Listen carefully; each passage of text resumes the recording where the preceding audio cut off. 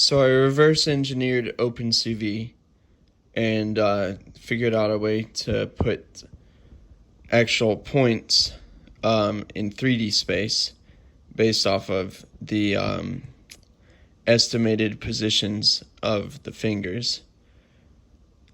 And now what I'm going to do is similar to this function over here,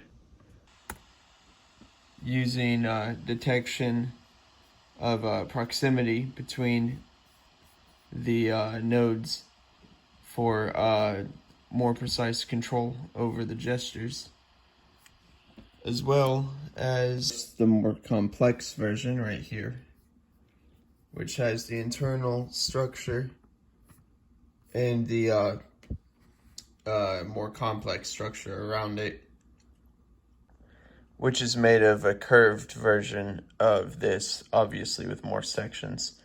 And the point of this is to have six-sided interlocking parts for the trefoil, which will use this type of deviation control. The blue is the stagnant, the red is semi-deviated, the green has less deviation control, and the point is to approximate the positions of interlocking those parts.